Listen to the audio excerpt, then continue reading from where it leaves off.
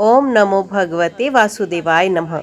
आपके अपने YouTube channel जय मां कंजक में आपका बहुत बहुत स्वागत है। भगवान लक्ष्मी नारायण की कृपा आप और आपके परिवार पर सदा सर्वदा बनी रहे। श्रीमद् भागवत पुराण की कथाओं को आगे बढ़ाते हुए आज की कथा का आरंभ हम विदर्भ के वंश का वर्णन अध्याय से करेंगे। उम्मीद करती हूँ कथा का पूरा फल लेने के लिए आप कथा को शुरू से लेकर अंत तक जरूर श्रवण करेंगे। ओम नमो भगवते वासुदेवाय नमः। श्री सुखदेव जी कहते हैं, परीक्षित, राजा विदर्भ की भोज्या नामक पत्नी से 3 पुत्र हुए, कुश, कृत और रोमपाद।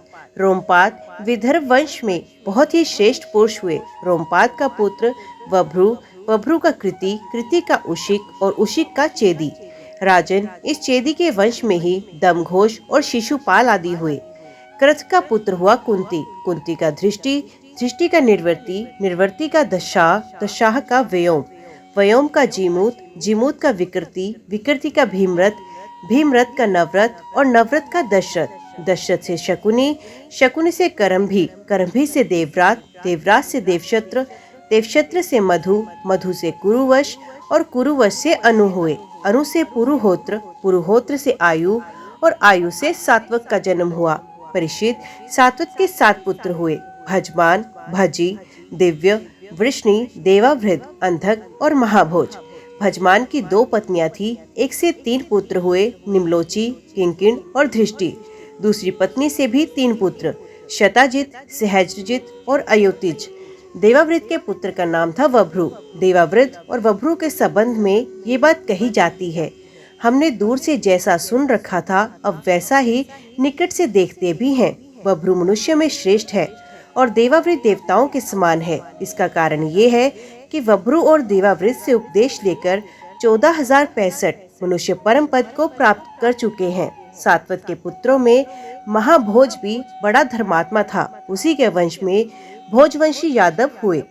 परीक्षित, वृष्णि के 2 पुत्र हुए, सुमित्र और युधाजित। युधाजित के शिनी और अनमित्र ये 2 पुत्र थे। अनमित्र से निमन का जन्म हुआ। सत्रजित और परसेन नाम से प्रसिद्ध यदुवंशी निमन के ही पुत्र थे। अनमित्र का एक पुत्र और था जिसका नाम था शिनी। शिनी से ही सत्यक का जन्म हुआ। इसी सत्यक के पुत्र युयुधान थे जो सात्विक के नाम से प्रसिद्ध हुए। सात्विक का जय, जय का कुणी और कुणी का युगंधर हुआ। अनमित्र के तीसरे पुत्र का नाम था वृष्णि। वृष्णि के 2 पुत्र हुए, शफलक और चित्रथ। शफलक की पत्नी का नाम गांधिनी। उनमें सबसे श्रेष्ठ अक्रूर के अतिरिक्त 12 पुत्र उत्पन्न हुए। आसंग, सारमे, मृदु, मृदुविद, गिरि, धर्मवृद, सुकर्मा, क्षेत्रोपेक्ष, अरिमर्दन, शत्रुघ्न, गंधमादन और प्रतिबाहु। इनके एक बहन भी थी जिसका नाम था सुचिरा। अक्रूर के 2 पुत्र थे, देववान और उपदेव। शफलक के भाई चित्रथ के पृथु, विदुरथ आदि बहुत से पुत्र हुए जो विष्णुवंशियों में श्रेष्ठ माने जाते हैं। सात्वत के पुत्र अंधक के 4 पुत्र हुए, कुकुर, भजमान, शुचि और कंबलबही। उनमें कुकुर का पुत्र बहल, बहन का विलोमा, विलोमा का पोत्रोमा, कपोत्रोमा का अनु हुआ। तुम्बरु गंधर्व के साथ अनु की बड़ी मित्रता थी। अनु का पुत्र अंधक, अंधक का दुधंबी, दुधंबी का अर्योद, अर्योद का पुनर्वसु और पुनर्वसु के आहुक नाम का एक पुत्र तथा आहुकी नाम की एक कन्या हुई। आहुक के 2 पुत्र हुए, देवक और उग्रसेन। देवक के 4 पुत्र हुए, देववान, उपदेव, सुदेव और देववर्धन। इनकी 7 बहनें भी थी, धृत देवा, शांति देवा, उपदेवा, श्रीदेवा, देवरक्षिता, सहदेवा और देवकी। वसुदेव जी ने इन सब के साथ विवाह किया था। उग्रसेन के 9 लड़के थे, कंस, सुनामा, न्योग्रोथ, कंक, शंकु, सुहु, राष्ट्रपाल, सृष्टि और तृष्टिमान। उग्रसेन के 5 कन्याएं भी थी, कंसा, कंसवती, कंका, शुरभु और राष्ट्रपालिका। इनका विवाह देवभाग आदि वसुदेव जी के छोटे भाइयों से हुआ। चित्रथ के 2 पुत्र, विथुर्त से शूर, शूर से भजमान, भजमान से शिनी, शिनी से स्वयंभोज, स्वयंभोज से ऋदिक हुए। ऋदिक से 3 पुत्र हुए, देवबाहु, शनधनवा और कृतवर्मा। देवमीरा की पुत्र शूर की पत्नी का नाम था मारिशा। उन्होंने उसके गर्भ से 10 निष्पाप पुत्र उत्पन्न किए। वसुदेव, देवभाग, देवश्रवा, आनक, संजय, श्यामक, कंक, शमिक, वत्सक और वृक ये सब के सब बड़े पुण्यात्मा थे। वसुदेव जी के जन्म के समय देवताओं के नगारे और नौबत स्वयं ही बजने लगते थे। अतः वे आनंद दुदंबी कहलाए। वे ही भगवान श्री कृष्ण के पिता हुए। वसुदेव आदि की 5 बहनें थी, कुंती, ऋतुद्रिवा, श्रुतिकिति और शुतश्रवा और राजदेवी। वसुदेव के पिता शूरसेन के एक मित्र थे, कुंती भोज। कुंती भोज की कोई संतान नहीं थी, इसलिए शूरसेन ने उन्हें पृथा नाम की अपनी सबसे बड़ी कन्या गोद दी। पृथा ने दुर्वासा ऋषि को प्रसन्न करके उनसे देवताओं को बुलाने की विद्या सीखी।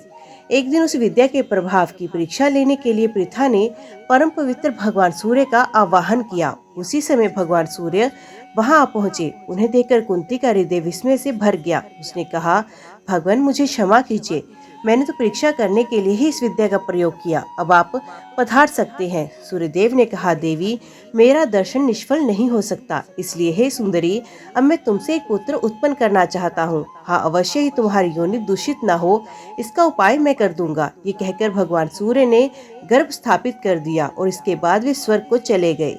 उसी समय उससे एक बड़ा सुंदर एवं तेजस्वी शिशु उत्पन्न हुआ। वे देखने में दूसरे सूर्य के समान जान पड़ता था। पृथा लोक निंदा से डर गई, इसलिए उसने बड़े दुख से उस बालक को नदी के जल में छोड़ दिया। परीक्षित, उसी पृथा का विवाह तुम्हारे परदादा पांडु से हुआ था, जो वास्तव में बड़े सच्चे वीर थे। परीक्षित, पृथा की छोटी बहन ऋतुद्रिवा का विवाह करुष देश के अधिपति पृथशर्मा से हुआ। उसके गर्भ से दंतवक्त्र का जन्म हुआ। ये वही दंतवक्त्र है जो पूर्व जन्म में सनकादि ऋषियों के शाप से हिरणाक्ष हुआ था।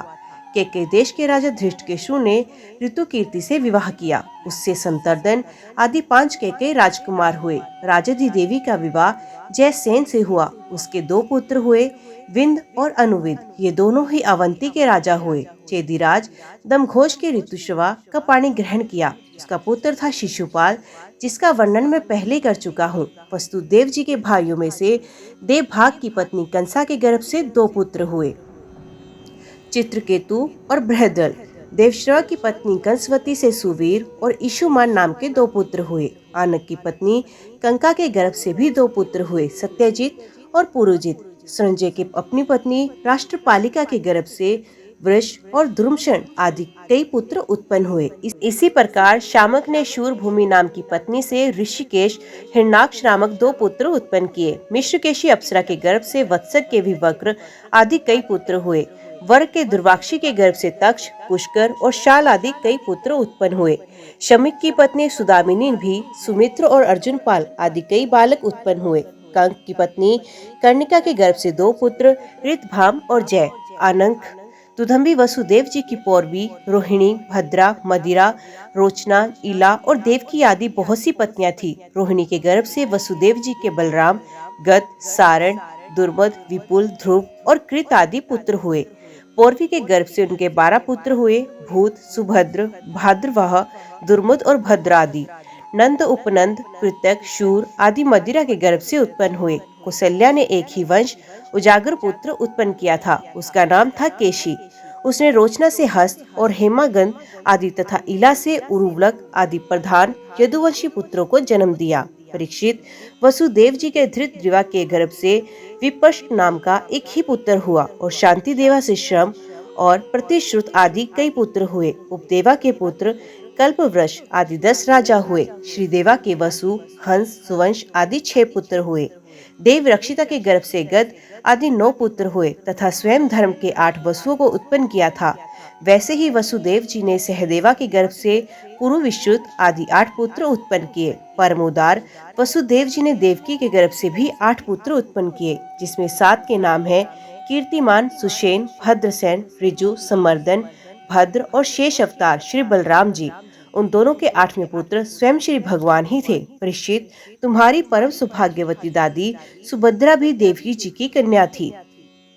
जब जब संसार में धर्म का ह्रास और पाप की वृद्धि होती है, तब तब सर्वशक्तिमान भगवान श्री हरि अवतार ग्रहण करते हैं। परीक्षित, भगवान सबके दृष्टा और वास्तव में असंग आत्मा ही है, इसलिए उनकी आत्म स्वरूपणी योग माया के अतिरिक्त उनके जन्म अथवा कर्म का और कोई भी कारण नहीं। उनकी माया का विलास ही जीव के जन्म, जीवन और मृत्यु का कारण है और उनका अनुग्रह ही माया को अलग करके आत्म स्वरूप को प्राप्त कराने वाला है। जब असुरों ने राजाओं का वेश धारण किया और कई अक्षौहिणी सेना इकट्ठी करके वे सारी पृथ्वी को रौंदने लगे, तब पृथ्वी का भार उतारने के लिए भगवान मधुसूदन बलराम जी के साथ अवतीर्ण हुए। उन्होंने ऐसी ऐसी लीलाएं की जिनके संबंध में बड़े बड़े देवता मन से अनुमान भी नहीं कर सकते। शरीर के करने की तो बात तो अलग रही, पृथ्वी का भार तो उतरा ही, साथ ही कलयुग में पैदा होने वाले भक्तों पर अनुग्रह करने के लिए भगवान ने ऐसे परम पवित्र यश का विस्तार किया जिसका गान और श्रवण करने से ही उनके दुख, शोक और अज्ञान सबके सब नष्ट हो जाएंगे। उनका यश क्या है? लोगों को पवित्र करने वाला श्रेष्ठ तीर्थ है। संतों के कानों के लिए वे साक्षात अमृत ही हैं। एक बार भी यदि कान की उंगलियों से उसका आचमन कर लिया जाए तो कर्म की वासनाएं निर्मूल हो जाती हैं। परीक्षित, भोज, वृष्णि, अंधक, मधु, शूरसेन, दशाह, गुरु संजय और पांडुवंशी वीर निरंतर भगवान की लीलाओं की आदर पूर्वक सराहना करते हैं। उनका श्यामल शरीर सर्वांग सुंदर था। उन्होंने उस मनोहर विग्रह से तथा अपनी प्रेम भरी मुस्कान, मधुर चितवन, प्रसाद पूर्ण वचन और पराक्रम पूर्ण लीला के द्वारा सारे मनुष्य लोक को आनंद के सरोवर में कर दिया। भगवान के मुखमंडल की शोभा तो निराली ही थी। मकराकृति कुंडलों से उनके कान बड़े कमनीय मालूम होते थे। उनकी आभा से कपोलों का सौंदर्य और भी खिल उठता। जब वे विलास के साथ हंसते थे तो उनके मुख पर निरंतर रहने वाले आनंद में मानो बाढ़ सी आ जाती। सभी नर नारी अपने नेत्रों के प्यालों से उनके मुख की माधुरी का निरंतर पान करते, परंतु तृप्त नहीं होते। वे उसका रस ले लेकर आनंदित तो होते ही, परंतु पलके गिरने से उनके गिरने वाले निमि भी खींचते थे। लीला पुरुषोत्तम भगवान अवतीर्ण हुए मथुरा में वसुदेव जी के घर, परंतु वहाँ वे नहीं रहे। वहाँ से गोकुल में नंद बाबा के घर चले गए। वहाँ अपना प्रयोजन, जो ग्वाल, गोपी और गौओं को सुखी करना था, पूरा करके मथुरा लौट आए।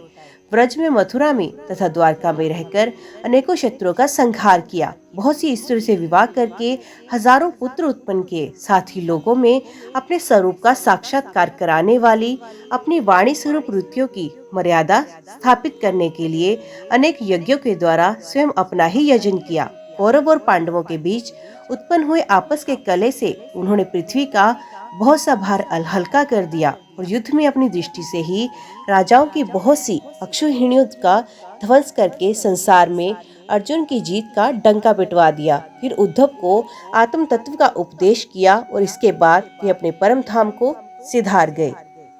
राजा परीक्षित ने पूछा, भगवान, आपने चंद्रवंश और सूर्यवंश के विस्तार तथा दोनों वंशों के राजाओं का अत्यंत अद्भुत चरित्र वर्णन किया है। भगवान के परम प्रेमी मुनिवर, आपने स्वभाव से ही धर्म प्रेमी यदुवंश का भी विशद वर्णन किया। अब कृपा करके उसी वंश में अपने अंश श्री बलराम जी के साथ अवतीर्ण हुए भगवान श्री कृष्ण का परम पवित्र चरित्र भी हमें सुनाइए। भगवान श्री कृष्ण समस्त प्राणियों के जीवनदाता एवं सर्वात्मा हैं। उन्होंने यदुवंश में अवतार लेकर जो जो लीलाएं की, उनका विस्तार से हम लोगों को श्रवण कराएं। जिनकी तृष्णा की प्यास सर्वता के लिए बुझ चुकी है, वे जीवन मुक्त महापुरुष जिसका पूर्ण प्रेम से अतृप्त रहकर गान किया करते हैं। मुमुक्षु जनों के लिए जो भवरोग की रामबाण औषध हैं, तथा विषय लोगों के लिए भी उनके कान और मन को परम आह्लाद देने वाला है। भगवान श्री कृष्ण के ऐसे सुंदर सुखद रसीले गुण निवास से पशुघाती अथवा आत्मघाती मनुष्य के अतिरिक्त ऐसा कौन है जो विमुख हो जाए, उससे प्रीति ना करे। जब कुरुक्षेत्र में महाभारत युद्ध हो रहा था और देवताओं को भी जीत लेने वाले भीष्म पितामह आदि अतिरथियों से मेरे दादा पांडवों का युद्ध हो रहा था, उस समय कौरवों की सेना उनके लिए अपार समुद्र के समान थी, जिसमें भीष्म आदि वीर बड़े बड़े मच्छों को भी निगल जाने वाले तिमिंगल मच्छों की भांति भय उत्पन्न कर रहे थे। परंतु मेरे सब नाम धन्य पितामह भगवान श्री कृष्ण के चरण कमलों की नौका का आश्रय लेकर उस समुद्र को अनायास ही पार कर गए। ठीक वैसे ही जैसे कोई मार्ग में चलता हुआ स्वभाव से ही बछड़े के खुर को गड्ढा पार कर जाए।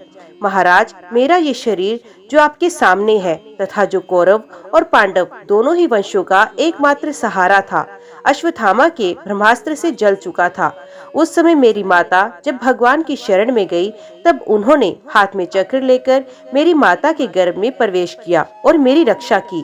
वे समस्त शरीरधारियों के भीतर आत्मा रूप से रहकर अमृतत्व का दान कर रहे हैं और बाहर काल रूप से रहकर मृत्यु का मनुष्य के रूप में प्रतीत होना, ये तो उनकी एक लीला है। आप उन्हीं के ऐश्वर्य और माधुर्य से परिपूर्ण लीलाओं का वर्णन कीजिए। भगवान, आपने अभी बताया कि बलराम जी रोहिणी के पुत्र थे। इसके बाद देवकी के पुत्रों में भी आपने उनकी गणना की। दूसरा शरीर धारण किए बिना दो माताओं का पुत्र होना कैसे संभव है? असुरों को मुक्ति देने वाले और भक्तों को प्रेम वितरण करने वाले भगवान श्री कृष्ण अपने वात्सल्य स्नेह से भरे हुए पिता का घर छोड़कर ब्रज में क्यों चले गए? यदुवंश शिरोमणि भक्त वत्सल प्रभु ने नंद आदि गोप बंधुओं के साथ कहां कहां निवास किया? ब्रह्मा और शंकर का भी शासन करने वाले प्रभु ने ब्रज में तथा मधुपुरी में रहकर कौन कौन सी लीलाएं की? और महाराज, उन्होंने अपनी माँ के भाई मामा कंस को अपने हाथों से क्यों मारा? वे मामा होने के कारण उनके द्वारा मारे जाने योग्य तो नहीं था। मनुष्याकार सच्चिदानंद में विग्रह प्रकट करके द्वारकापुरी में यदुवंशियों के साथ उन्होंने कितने वर्षों तक निवास किया और उन सर्वशक्तिमान प्रभु की पत्नियां कितनी थी? मुने, मैंने श्री कृष्ण की जितनी लीलाएं पूछी हैं और जो नहीं पूछी, वे सब आप मुझे विस्तार से सुनाइए, क्योंकि आप सब कुछ जानते हैं और मैं बड़ी श्रद्धा के साथ उन्हें सुनना चाहता हूँ। भगवान, अन्न की तो बात ही क्या, मैंने जल का भी परित्याग कर दिया, फिर भी वे असह्य भूख प्यास मुझे तनिक भी नहीं सता रही, क्योंकि मैं आपके मुख कमल से झरती हुई भगवान की सुधामयी लीला कथा का पान कर रहा हूँ। सूत जी कहते हैं, शौनक जी, भगवान के प्रेमियों में अग्रगण्य एवं सर्वज्ञ श्री सुखदेव जी महाराज ने परीक्षित का ऐसा समीचीन प्रश्न सुनकर उनका अभिनंदन किया और भगवान श्री कृष्ण की उन लीलाओं का वर्णन प्रारंभ किया जो समस्त कमलों को सदा के लिए धो डालती हैं। श्री सुखदेव जी कहते हैं, भगवान की लीला रस के रसिक राजश्री, तुमने जो कुछ निश्चय किया ये बहुत ही सुंदर और आदरणीय है, क्योंकि सबके हृदयधार्य श्री कृष्ण की लीला कथा श्रवण करने में तुम्हें सहज एवं दृढ़ प्रीति प्राप्त हो गई है। भगवान श्री कृष्ण की कथा के संबंध में प्रश्न करने से ही वक्ता, प्रश्नकर्ता और श्रोता तीनों ही पवित्र होते हैं।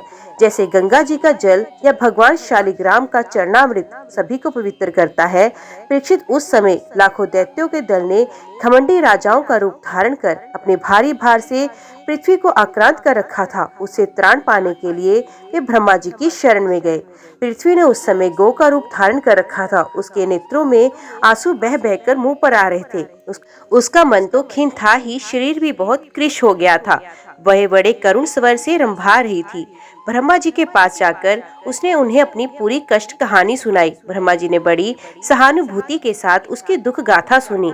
उसके बाद वे भगवान शंकर, स्वर्ग के अन्य प्रमुख देवता तथा गौ के रूप में आई हुई पृथ्वी को अपने साथ लेकर क्षीर सागर के तट पर गए।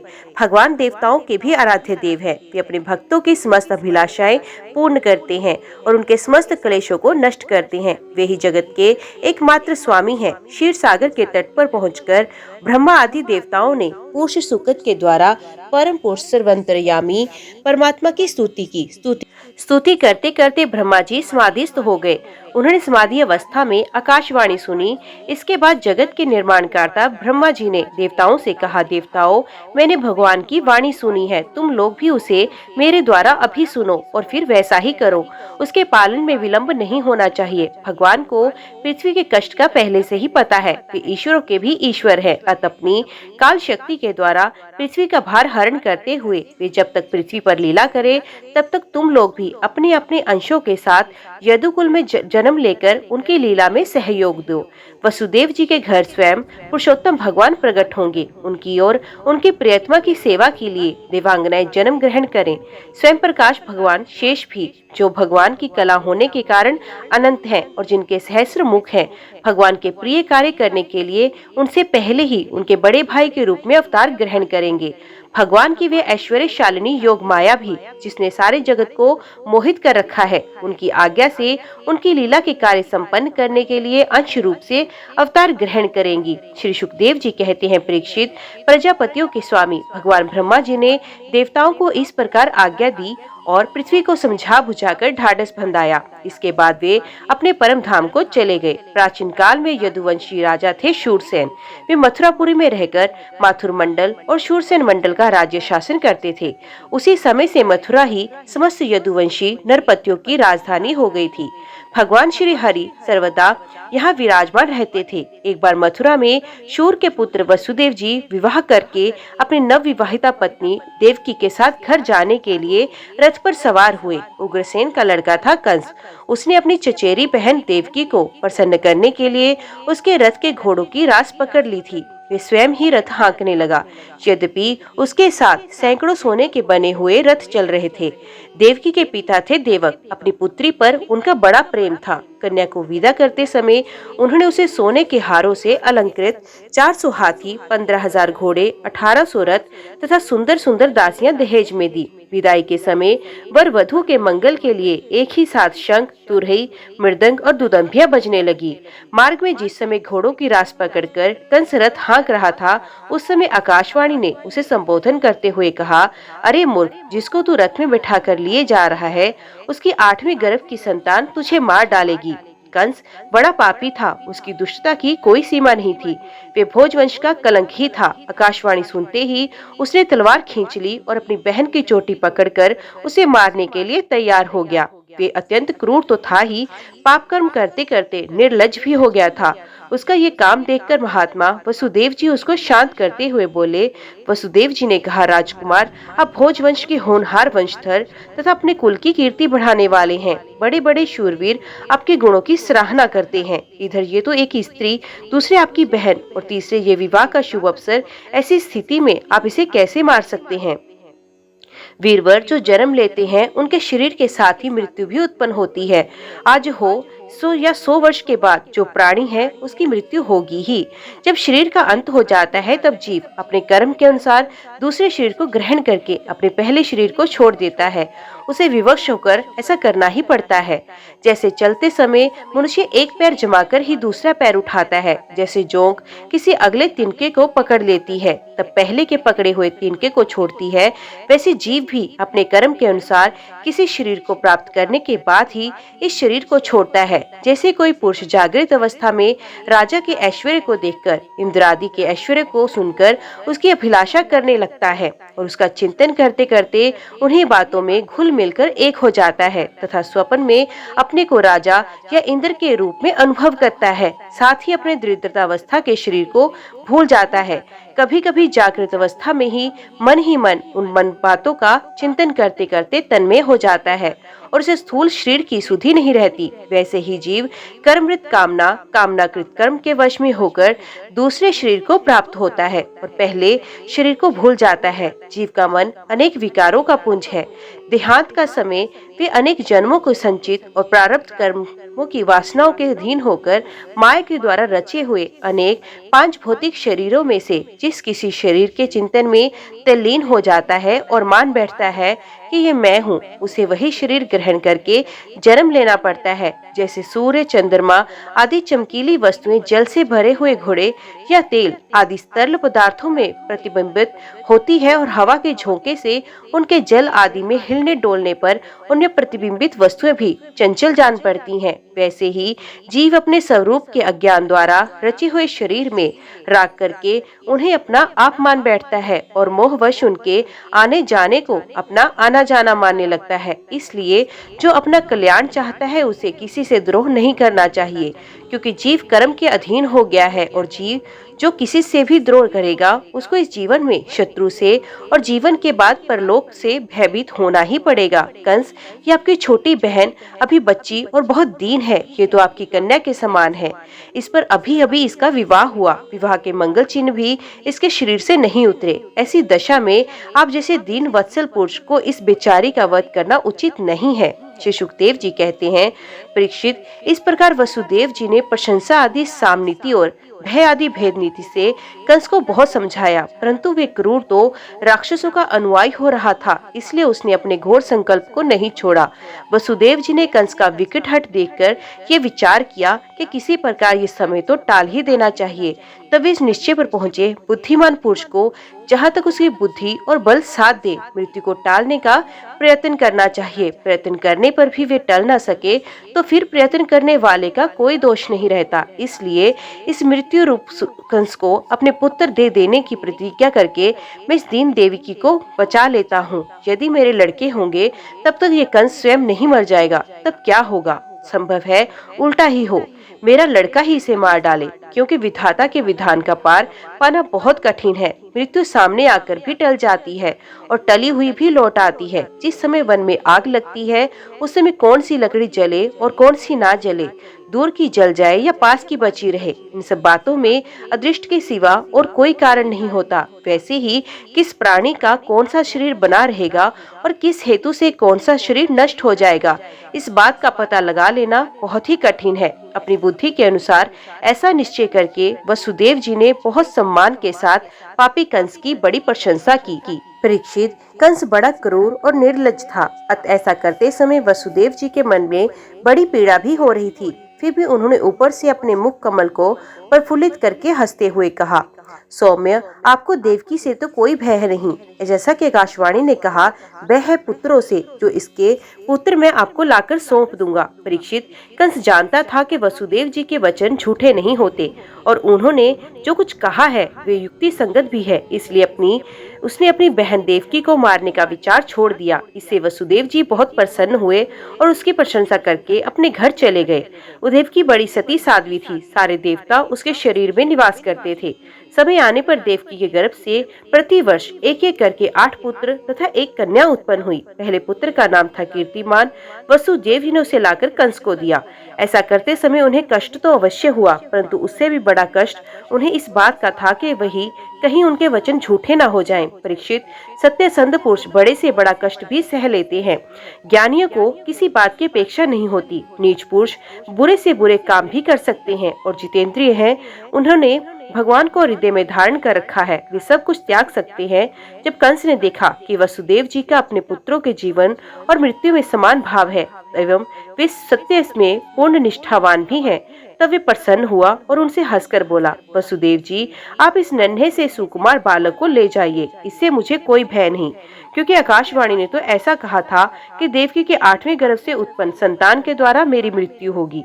वसुदेव जी ने कहा, ठीक है, और उस बालक को लेकर वापस लौट आए। परंतु उन्हें मालूम था कि कंस बड़ा दुष्ट है और उसका मन उसके हाथ में नहीं है, वे किसी भी क्षण बदल सकता है, इसलिए उन्होंने इसकी बात पर विश्वास नहीं किया। परीक्षित, इधर भगवान नारद कंस के पास आए और उससे बोले, कंस, ब्रज में रहने वाले नंद आदि गोप, उनकी स्त्रियां, वसुदेव आदि विष्णुवंशी यादव, देवकी आदि यदुवंश की स्त्रियां और नंद वसुदेव दोनों के सजातीय बंधु बांधव और सगे संबंधी सबके सब देवता हैं, जो इस समय तुम्हारी सेवा कर रहे हैं, वे भी देवता हैं। उन्होंने ये भी बताया कि दैत्यों के कारण पृथ्वी का भार बढ़ गया, इसलिए देवताओं की ओर से अब उनके वध की तैयारी की जा रही है। जब देवऋषि नारद इतना कहकर चले गए, तब कंस को ये निश्चय हो गया कि यदुवंशी देवता है और देवकी के गर्भ से विष्णु भगवान ही मुझे मारने के लिए पैदा हो रहे हैं। इसलिए उसने देवकी और वसुदेव को हथकड़ी बेड़ी से जकड़कर कैद में डाल दिया और उन दोनों से जो जो पुत्र होते गए उन्हें मारता गया। उसे हर बार ये शंका बनी रहती, कहीं विष्णु ही उस बालक के रूप में न आ गया हो। परीक्षित, पृथ्वी में ये बात प्राय देखी जाती है कि अपने प्राणों को ही पोषण करने वाला लोभी राजा अपने स्वार्थ के लिए माता पिता, भाई बंधु और अपने अत्यंत हितैषी इष्ट मित्रों की भी हत्या कर डालते हैं। कंस जानता था कि वह पहले कालनेमी असुर था और विष्णु ने मुझे मार डाला था, इससे उसने यदुवंशियों से घोर विरोध ठान लिया। कंस बड़ा बलवान था। उसने यदु, भोज और अंधक वंश के अधिनायक अपने पिता उग्रसेन को कैद कर लिया और शूरसेन का राज्य वे स्वयं करने लगा। ओम नमो भगवते वासुदेवाय नमः। आज की वीडियो में इतना ही। उम्मीद करती हूँ वीडियो आपको पसंद आई होगी। वीडियो पसंद आई हो तो वीडियो को लाइक और चैनल को सब्सक्राइब जरूर कीजिएगा। जय श्री हरि लिखकर कमेंट बॉक्स में अपनी हाजिरी और अपने सुझाव देना ना भूलेगा। तो मिलते हैं अगले अध्याय के साथ। तब तक के लिए देखते व सुनते रहिए। जय मां कंजक, जय माता दी।